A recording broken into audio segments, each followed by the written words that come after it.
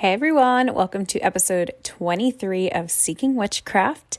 It's myself, Ashley, and today I'm going to be talking about undercover witchcraft, and I'm finally going to talk about sigils. Yes, it's finally happening today. It's been a very long time coming.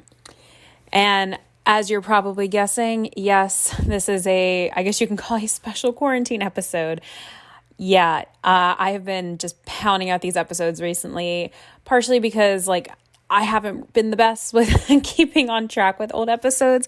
And also, yeah, we're all kind of under quarantine. I haven't left my house in quite a number of days. Let's see, Friday. I haven't left my house since Friday, and today is Wednesday. So it's been a while. All right. So yeah, as I mentioned, today is going to be about undercover witchcraft. So what do I mean by undercover witchcraft?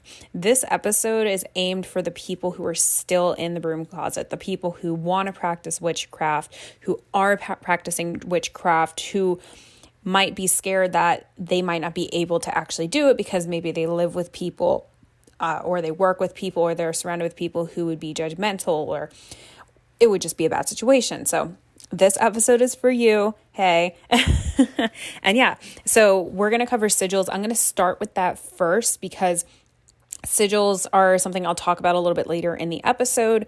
So I would definitely recommend grabbing a piece of paper while I go through the sigil episode, or the sigil part of this episode, I should say, because sigils are very easy to explain physically in front of somebody, but it's very complicated to explain through a podcast. So I'm going to try my best. So yeah, I'm going to go ahead and play my little ad. So while I'm doing that, definitely grab some paper and I'll meet up with you all in just a moment.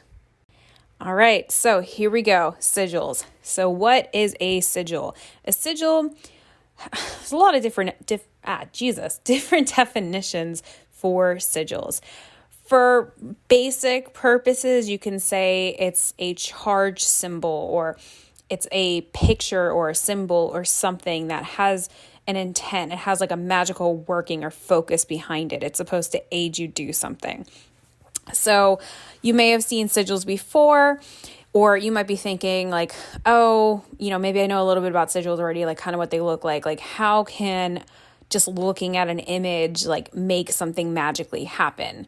Well, I went to a workshop a couple months ago last summer in the city, and somebody was there talking about sigils, and he made the greatest comparison for me where I was just like, oh my goodness, wow, sigils are everywhere around us in our real life. And if you want to know the biggest area of sigils, look at the advertisement companies.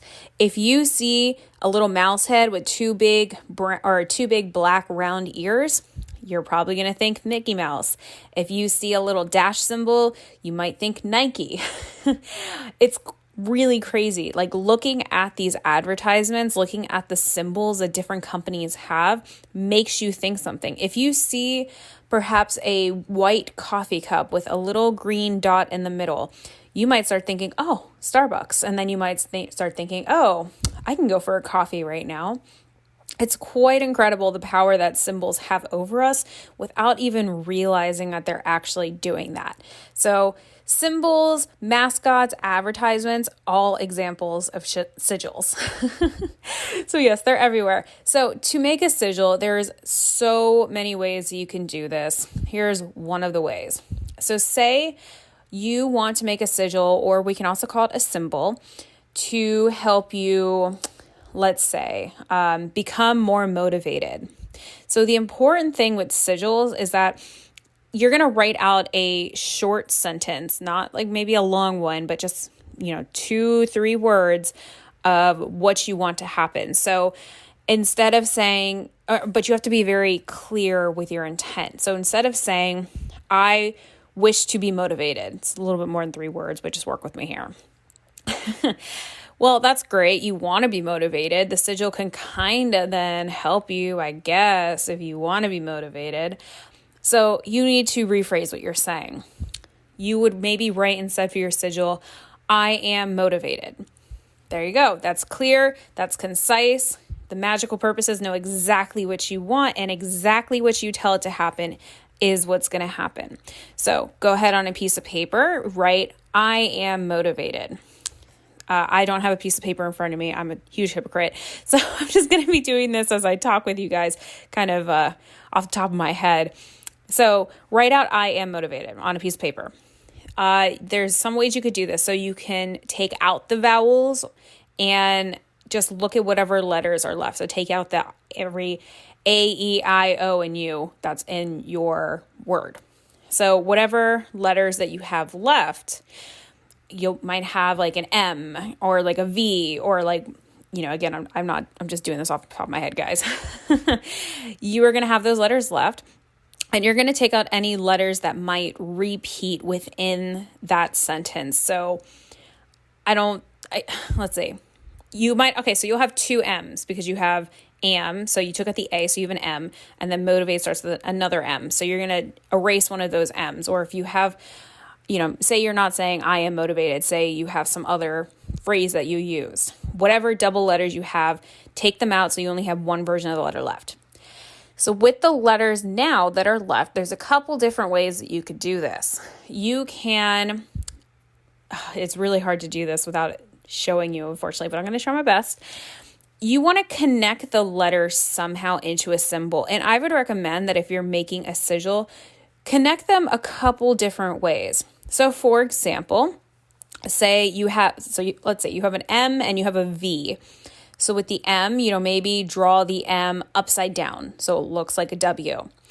And then maybe on top of one of the little, spaces in between the M, you put the V, and the V attaches to the legs of the M. So now it kind of looks like you have a diamond shape on one part of that letter. And you continue that with all the letters, so they're all touching some other letter within this symbol that you're creating. And this is why I say to make it a couple times, because the first time you make it, it might not be so aesthetically pleasing. You're kind of playing around with it. And then you'd go from there. Another thing that you could do if you don't really like that method is some people will letter their numbers. So for example, A would be 1, B would be 2, C would be 3. And some people don't take out the vowels, by the way. You don't necessarily have to do it. That's just one of the ways that you can make a sigil. So anyway, so you have an A, B, C, 1, 2, 3 type list. And, you have 26 letters in the alphabet or whatever, and you divide that by 3. And so then you'll have 3 different rows of numbers. Okay. So there might be like a row or so that's off, but just bear with me here. So then whatever letters you have left, you'll go ahead and trace them from one another. So what I mean by that is, say you have, this is not for the phrase, but say you have one letter on one row and another letter on the third row. And the one letter on the top row is all the way to the right.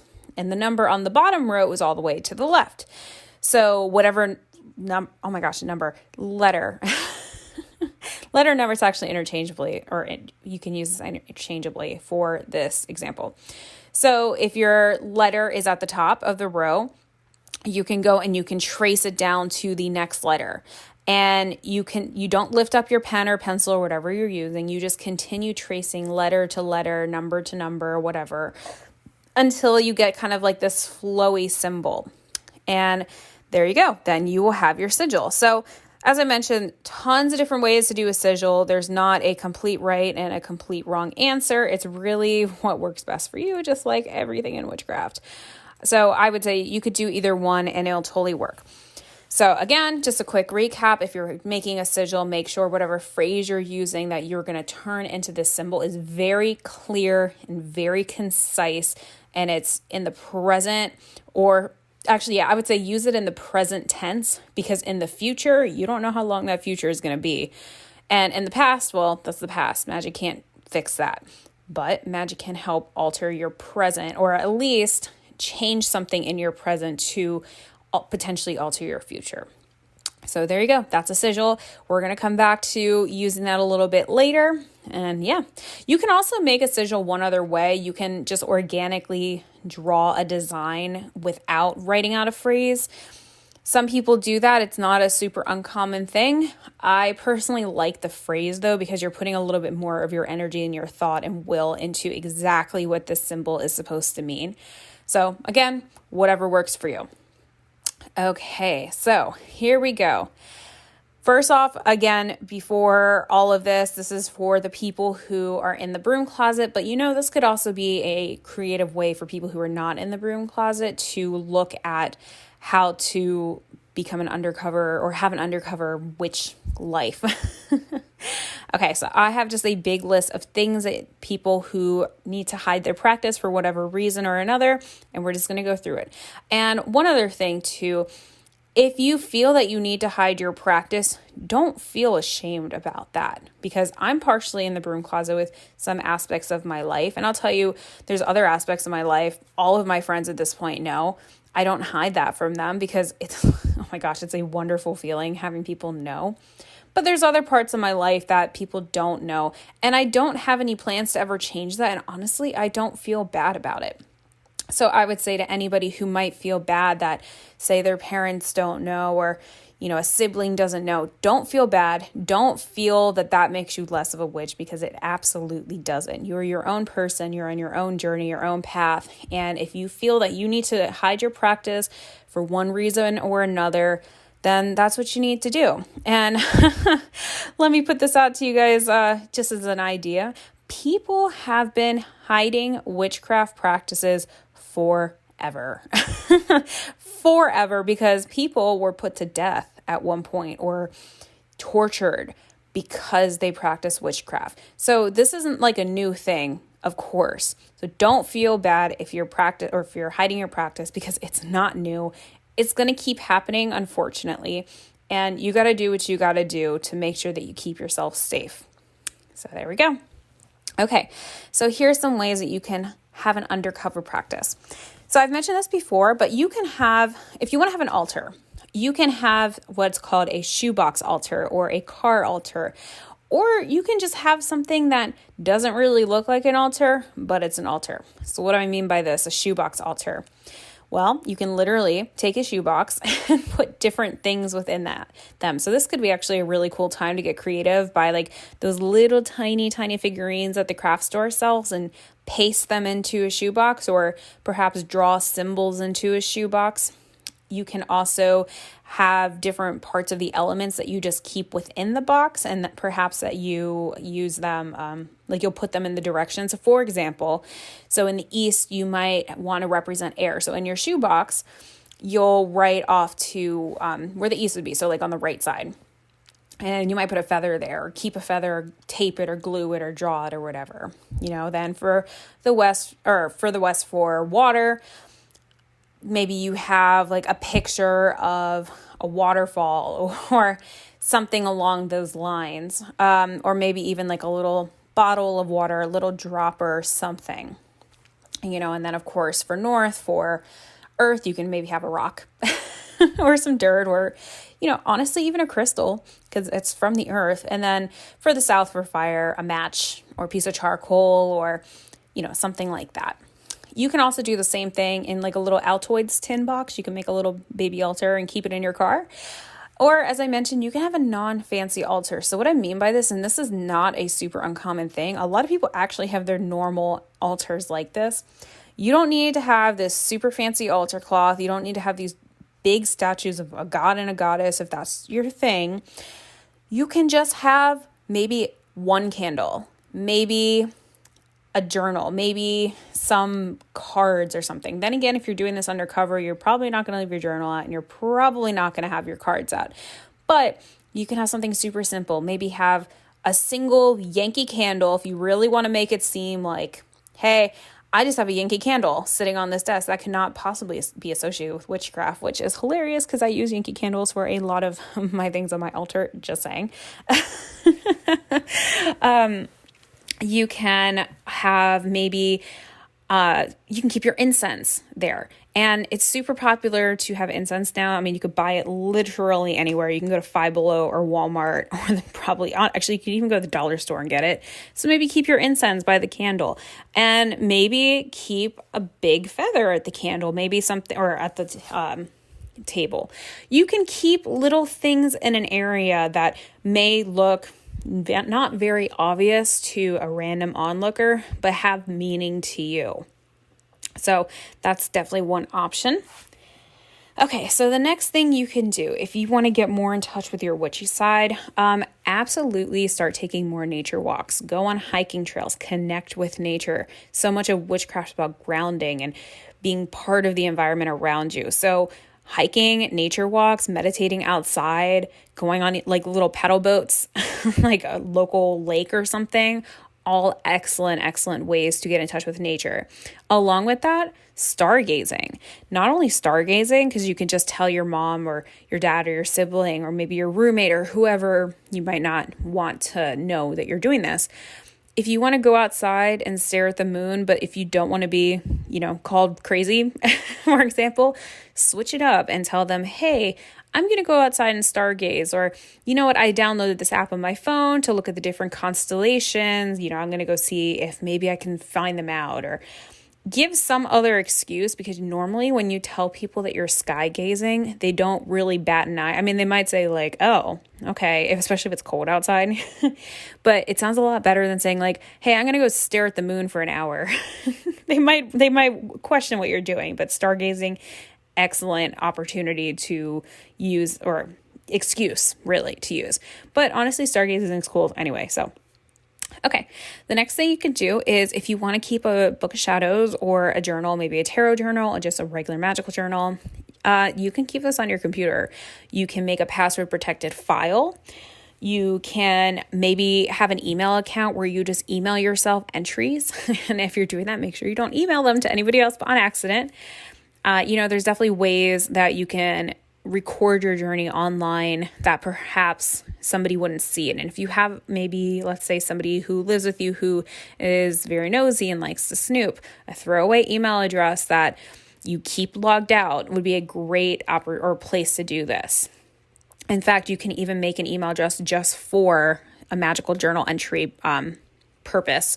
So every time you want to write up a journal entry, you send those entries directly to this email address, and then you go in your normal email address and immediately delete what you just sent. Okay. You can also do things like path workings, which I mentioned, and you can do that using guided meditations, which I do have an episode on. You can wear earbuds to do this. Most people won't question what music you're listening to if you're just hanging in your bed or on the couch or outside on a bus. Might be a little different when you close your eyes, but usually if you tell people you're just, chilling, they're kind of whatever.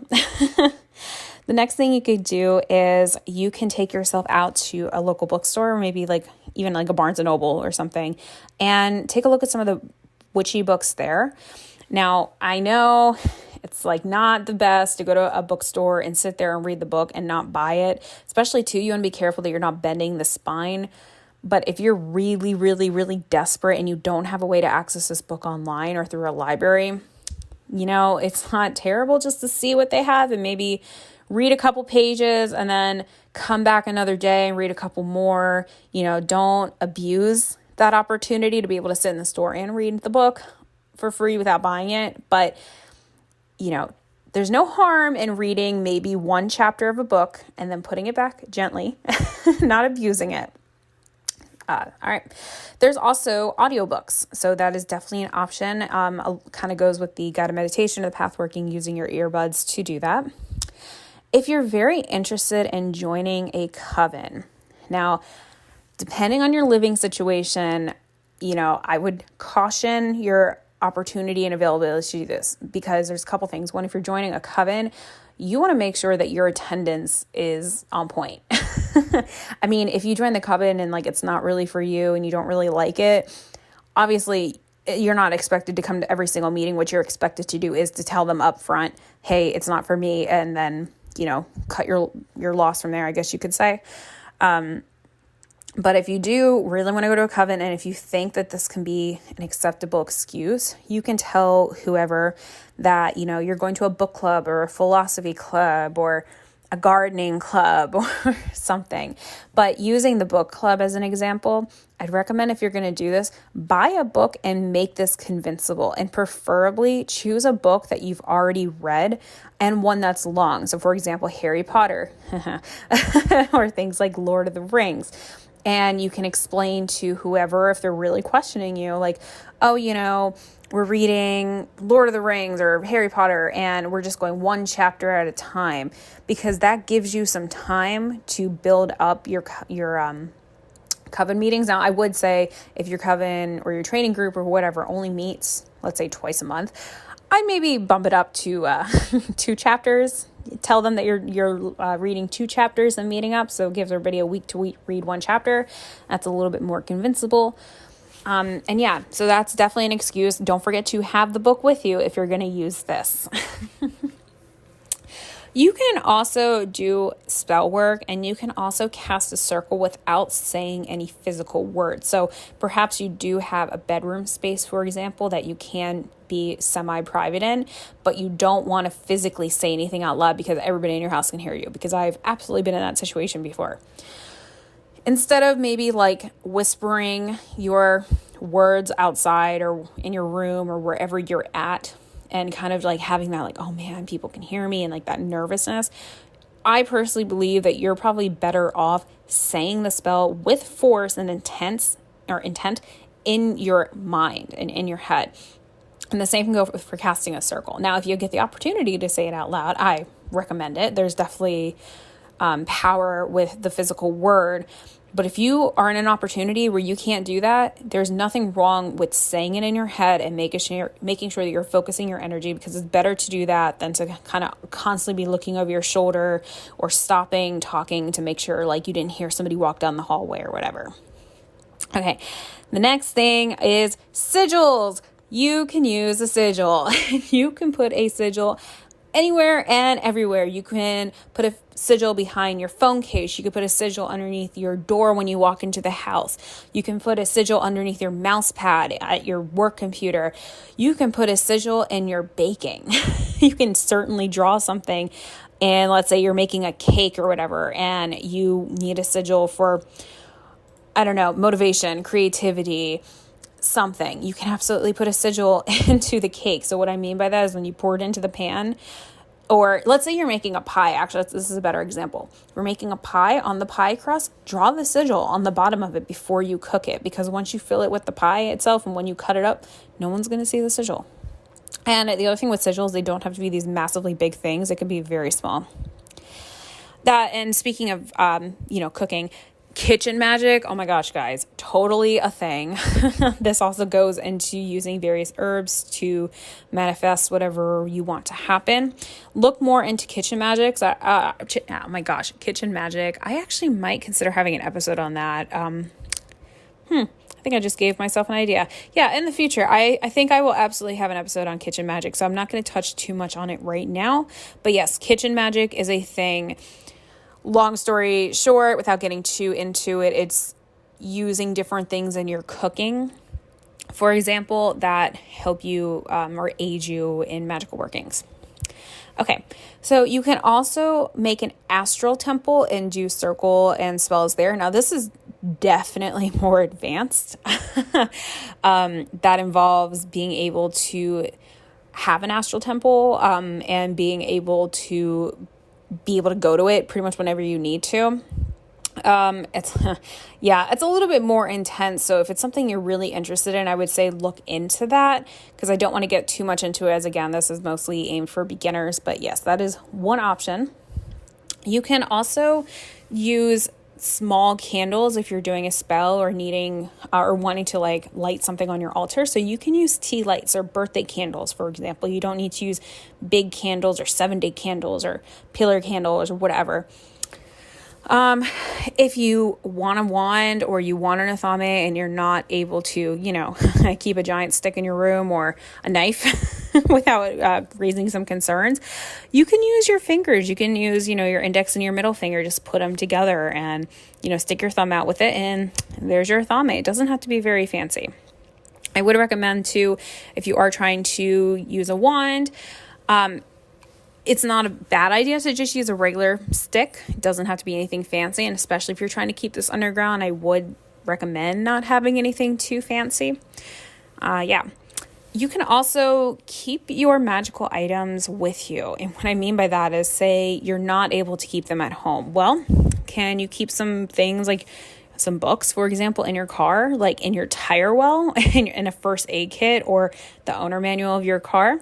Do you have a locker at work that perhaps you can buy, that book you were reading at Barnes and Noble and you can't bring it home, but perhaps you have a place at your job where you can keep it?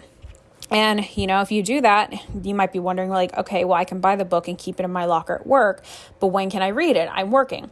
Well, you can always tell your whoever, hey, I need to go to work at this time, or say you'll be home at a certain time, but really give yourself an hour more than what you say. So say you'll be home an hour later than your shift actually ends or begins, so that you'll have that hour time that you can spend reading your book. And, say your shift ends or whatever, and you decide, I want to go home, even though I was supposed to be home at 5 and it's 4, like an excuse you can give. You can say, oh, well, they cut me early, or like, oh, well, like I messed up the time. I thought I was supposed to be home at this time and I'm not. There's tons of things that you can say. Okay, let's see. You can also keep, if you want tarot cards, you can keep your tarot cards in something other than the little box that it comes in. So if you have small ones, which there's absolutely many tarot cards, I mean, they're super tiny, you can possibly fit them into a playing card deck. But I've seen cards that are honestly smaller than that. Like, it's quite incredible how small they are. You can also make your own tarot cards. And this is actually, could be a fun activity. You can even do something like taking a playing card deck and writing on the cards. Let's see. Instead of tarot, you can also use a pendulum, and you can, when you're not using your pendulum, you can actually make it into a necklace. So perhaps look into, if you do have a pendulum, look into like, can you add another chain to it? Can you wrap it around that? Maybe not a necklace, maybe you can make it into a bracelet or an anklet or something that you can do with it. Okay, another thing is, say for divination, you want a scrying mirror. So as I've talked about this before in one of my previous episodes, a scrying mirror is used for divination. Long story short, it's just a black mirror. So if you want a scrying mirror, what you can do is you can still have this black mirror, but if it's one in a frame, keep a picture in the front of the glass so that it just looks like a normal picture frame. Or, if your family notices that the frame's weird and, like it's just black and they're like, oh, why does this look like this? You could just tell them like, oh, you need to put a picture in it. Chances are they're not going to question why the glass looks black, since they're going to probably think that that's just like normally what it looks like, that you have to take the frame out and put a picture in front. They're probably not going to notice that the glass itself is black. So, lots of workarounds here. Let's see. If somebody catches you doing something like meditation or path working or an astral temple or whatever, you can say like, hey, you're looking into yoga and like you're trying to practice your deep breathing, or, things like that. And then the last thing that I will probably give as my advice is make a second Facebook to join witchy Facebook groups. And you can actually, if you do this with that throwaway email address not throwaway, but your journaling email address, you can use that email address to make this Facebook. And if you're making this Facebook for the love of all that is good, all that's good out there, don't use your own picture. Don't catfish anybody either, but don't use your own picture, and don't put the name of your city in there. Oh my gosh, because you might end up coming up in somebody's people you may know, and that could be a whole thing. So just be very careful to not have any identifiers on your Facebook itself. And honestly, a lot of people do have second Facebook profiles that are specifically for witchy type profiles. It's not unheard of. It's not uncommon. So no one's really going to question why your name is, I don't know, Luna of the Stars, and your profile picture is like of a tree or a dragon or whatever. Because you can even put in your bio, like, Facebook profile for witch shit, whatever. Okay, so that's my list of ways that you can practice witchcraft or be witchy undercover. But, again, newsflash, people have been practicing witchcraft hidden forever. This is definitely not a new thing. There's always, obviously, like the obvious things you can say, like hiding things under your bed, or putting things in a junk drawer, or buying one of those hollow books. It doesn't even have to be a book. They sell them at like TJ Maxx and Marshall's, like containers that look like books, but they're really just like fancy containers. you can always use that. But if you are trying to be very diligent, be careful.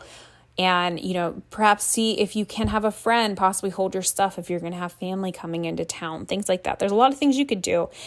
And you know what? If somebody also catches you, you could possibly say, hey, that's a Halloween decoration, and try to pass it off as that. So there's a lot of different options. And again, I know how much it sucks to stay in the broom closet. It really does, because I've gone through that myself. So I'm here with you. I feel you, but you'll get through this, and it doesn't make you less of a witch. There's also one other thing too. You don't need to wear all black and listen to Stevie Nicks on repeat to be a witch. You don't need to wear crystals all day either. But, sometimes when you are practicing witchcraft, you do like this witchy aesthetic. And as I've mentioned in a previous episode, I totally love the witchy aesthetic. Luckily, I've been wearing it for so long. It's kind of just evolved into my normal style for my mother, for example. So she doesn't really question it. But yeah, so if you're feeling bad that you can't wear that, even though you're witchy, but you have to hide it, don't feel bad. You can also do things too. You can still have crystals, but wear them as earrings or have them as a necklace or something like that. So yeah, and plus honestly, the witch aesthetic is really in right now. So you can probably pass off a lot of new age stuff because much more of it's sold in stores. Okay, so that is about it for today. That's my advice. A couple things. I want to give a huge shout out to Amanda, Stephanie, and Daniel. They're 3 people who signed up to be monthly supporters on my podcast. Oh my gosh, guys, please. Okay, so please let me know who you are so I can personally thank you. Anchor doesn't give me the information for people when they support the podcast. And to be honest, I feel bad asking for support, but I have had people ask if they can help out and contribute some way, because as I mentioned, any support I get into this podcast, I'm going to put, or for this podcast, I'm going to put right back into it. So because of that, if there is anybody who does want to support, I did make a Patreon. It's just under, the podcast name Seeking Witchcraft. And the reason that I made it is so I can give back to people who want to support, because I feel bad having supporters and I don't even have a way to say thank you or something I can give to express my gratitude. So the Patreon helps me with that. There's 4 different tiers of different things that you can get. They range from, getting show notes or picking a topic to having a personal, one-on-one call with me, just us 2. So just putting that out there, if anybody feels compelled, that's awesome. If not, that's completely fine too. But I'm really so appreciative of everybody. And I know, for example, as I mentioned, I want to put the proceeds back into this podcast. So one of the things I'm actually having a goal for is I would really like to buy an actual microphone and some headphones. As I have made this very obvious, I record this episode right off my phone. And it might be cool to have an actual microphone. So that's one of the things I'm going to work towards. But again, no pressure. If anybody feels compelled, that's amazing. But if not, I still love you guys. You guys are seriously the best. You're all really great. So, okay. One other fun fact too, in my own personal witchy life, because, it's fun to say what's going on in my life sometimes. I'm under this quarantine, kind of like everybody else. And right before this happened, I went out and bought a bunch of supplies to learn how to make incense. So I'm going to try to figure out how to make incense. And if I'm successful, I'm going to maybe sell it on an Etsy shop super, super cheap, because, why the hell not? So I don't know, maybe be on the update or a lookout for that if you're interested. If you're an incense hoe like me, I fucking love incense.